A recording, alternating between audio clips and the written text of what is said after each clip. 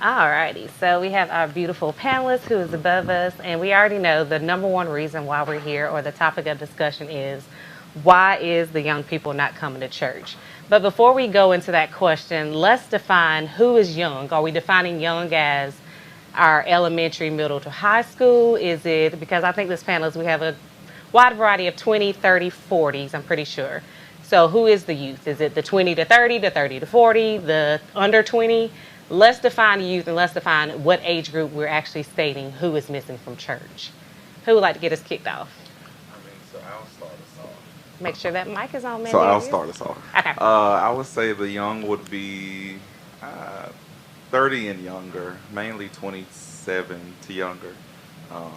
I would think that's the youth. Anybody have a different perspective? Yeah, I would even go as far as to say, I would say 18, 20, which is when you go into college, start experiencing independency. So from ages like 18, 20 until like, I would even go as far as say like 40, 41, 42. Because in those times you begin to create your experiences in life in general. Okay. So as we kind of have established our age range for the youth, and I feel I'm safe to say that we're all church-going people right in here. So Correct.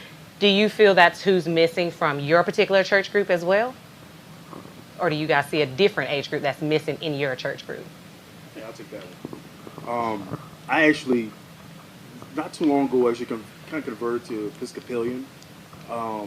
In the church that I was in Denver, Colorado, you really saw a very wide variety. The thing that I've noticed, having been in black churches, white churches specifically, the past 10 to 12 years, you really see a kind of shift from the black churches, from all age groups, from 75. I mean, people just simply, I don't think, have the same regard for the church house in whatever age group. I think even trying to say it's the youth, it's just people, period. Okay. You know, that's my take. Any other comment on this? I agree. A lot of young people are not going to church. And I consider young 45 to, I'll say, 18, 19. You can even go a little bit lower than that. So. Okay. So why is it that you feel that the young people or people in general are not coming to church? So I can speak personally. I mean, for young people, why will they come to church if there's nothing that's going to grab their attention? I mean, the hymnals are good, but we need something else. Like, we need something. Give us a reason to not go to the club and come to church. Because if I'm going to sacrifice getting up early to go to church, at least give me a reason to go. Draw me in with the music or the instruments or some games or something. Give me a reason as to why I should stop living the life that I feel like is best to come to church. Good perspective. Anybody else? I would say, and this is going to sound crazy, but I would definitely say accountability. What do I mean? When going to church, when dealing with church, even like going to work, you go there with a purpose. Right. You already know, and I'm going there because I need a paycheck to do X, Y, and Z. I can remember growing up, my grandparents, my mom, my grandmother, they went to church as a sacrifice because of what they've experienced God in. Now, the sacrifice isn't there because nobody talks about why we're supposed to be in church or what is the reason for church. We found gratitude in everything else, and we pull away from church because we're no longer looking for that in church. We're looking for the feel good. We're looking for the immediate feel of good. And so often we forget, okay, what is it with my personal relationship that I'm seeking when I go here? What gravitates me, which means that even with some ministries, you may transition ministries. However, what is your reason for going?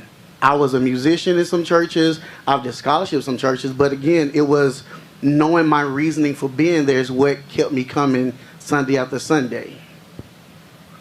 Anyone else?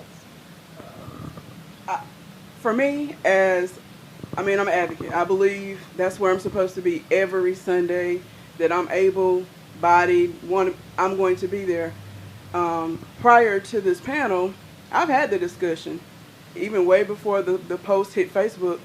And just to keep it 100, if I may, young people, and I laugh because I think I'm the oldest person on this panel, but young people gravitate towards me because real recognize real and game recognize game. Facts. So let's just call it what it is. A lot of people no longer want to go to what we call the church because the church has lost its presence in the world. This is not our grandparents' church.